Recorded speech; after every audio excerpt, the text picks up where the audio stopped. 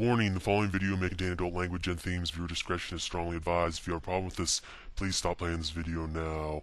So I just got done watching another Italian horror movie called, the English title is The House of the Laughing Windows. Yeah, pretty interesting title, although the version I watched, it was called The House with Laughing Windows. So I don't know what the correct title is. It was released in 1976. It's an Italian horror movie. It's got a 7.1 on Internet Movie Database, which is pretty high for a horror movie. It was directed by Pupi Avati. Probably really butchered that name, but anyway, I didn't recognize any of the people in it, and none of the actors on the Internet Movie Database page have a profile picture, so I don't think any of them are that well known. Of course, I'm not that familiar with Italian actors and actresses. Just to give you my impressions, I didn't really like this one that much. I didn't think this one was that good.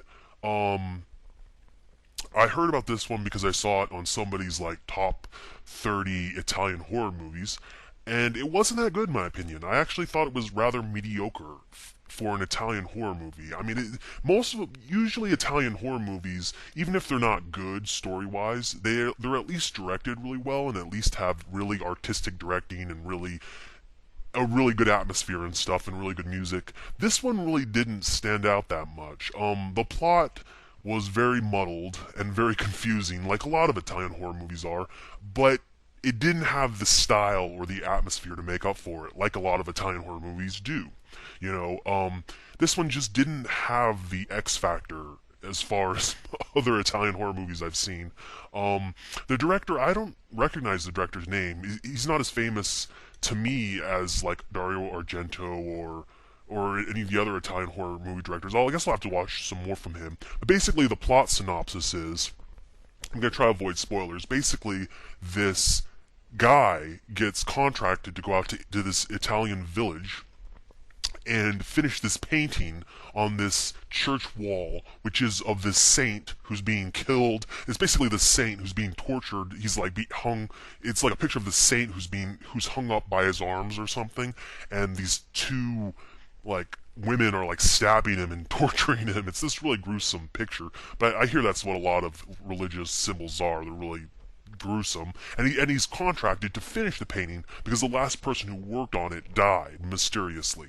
And he starts working on it, and he's staying at this hotel, and he starts getting these phone calls, creepy phone calls, telling him to leave and to not touch the painting, don't finish the painting, and he's not intimidated by it at all, and he keeps working on it. And he meets a friend there who tries to warn him. He wants to tell him this scary story that's been happening around this village, and before he can tell him, this guy gets pushed out a window. So and people say it's suicide, but the painter guy saw somebody push him out the window, so he knows something's up. And he learns that the previous person who worked on the painting had two sisters or something, and they were just really weird people. They were involved in this weird religion. The plot's really muddied. It's hard to tell what's going on at times. The painter guy, there are a lot of side characters that don't really matter. He meets this school teacher who's staying at the hotel he's at, and he sleeps with her. She's supposedly kind of a floozy, but then she moves away or something gets transferred, and this other hotter teacher moves into the same apartment building, and he sleeps with her, and he actually falls in love with her. And it's kind of a heartbreaking story because their love story is actually really well played out. As far as a horror movie goes, this is not a really good horror movie. There's not a lot of kills. It's more of a mystery suspense thriller. And you may say that, well, you don't need a lot of gore and a lot of nudity and a lot of, violence to make a good horror movie. That's true, but you gotta be a really good artistic, gotta have artistic work then. You gotta be on the level of Psycho, or on the level of, I don't know, classic horror movies. And this just doesn't have it, in my opinion. It's got just a really bad plot. It's really muddled. It's really confusing at times. It's nothing special. There is a twist at the end. I'm not going to ruin it for you. but it's not that great of a twist, and the directing's not that great. There are a few good, well-directed moments, but overall, it's just really blandly directed. The music's not that memorable. The characters, the love story between the teacher and the painter is pretty good, and it's kind of sad in the end what happens, but I won't spoil any more. But I just didn't really like this one. I didn't think this one really had enough to really make it memorable. Again, it's called The House of the Laughing Windows. Really interesting title. It's either that or The House with Laughing Windows. Released in 1976. Its Italian name is La Casa dalle finestre ridono. So, yeah, just really underwhelmed by this one. Thought it was going to be a lot better because it was on someone's top Italian horror movie list. What else can I say about this movie? Yeah, just I didn't think it was that good. I guess I'm gonna get into spoilers now. So my spoiler-free review would be probably give this around about a 6.2 to 6.0 or something like that. I'll probably grade it accordingly when I upload the video. But what basically ends up happening is it turns out, yeah, the former painter who worked on the mural before this painter came along was like this weird recluse guy of the village, of this Italian village, and he had two sisters, and it was presumed that they all died.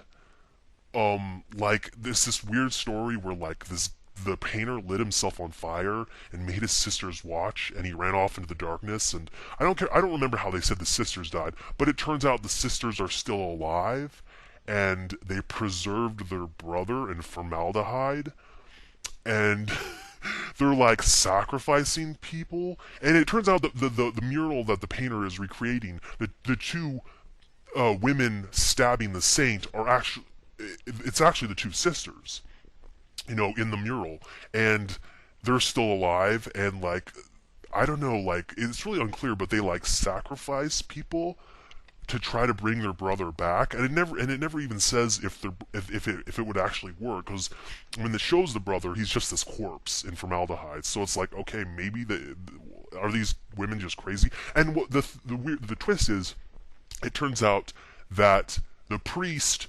who's like the head of the church where the mural's at is actually a woman, and he's actually one of the sisters. So it's sort of like a reverse Camp Sleepaway. But this came out before Camp Sleepaway, so Camp Sleepaway is probably a reverse of this. But like, it turns out he's a woman, and he's actually one of the sisters. And it's, I guess, a dark ending, because they end up killing the painter. It's assumed they end up killing the painter, and he gets sacrificed to their brother or something like that. And the other sister was actually a bedridden woman, where like the painter left the hotel he was staying at and was transferred to this other building, and there was like this bedridden woman who was a paraplegic living there. But it turns out she was actually one of the sisters, and she actually isn't a paraplegic. She actually can walk, and she's actually the one who's like, the painter feels like he's being fucked with the whole time he's in this village, and she was actually probably one of the people who was fucking with him. And it's just, this movie's just very underwhelming. It wasn't good stylistically. The plot is just confusing as all hell. Well, it's not confusing. It just doesn't really flow very well. I don't know. You could do a lot better. I was just really disappointed by this one. It's still probably an average horror movie, but yeah, I just wouldn't recommend it. Again, it's called The House of the Laughing Windows. Anyway, take it easy. Thanks. Bye.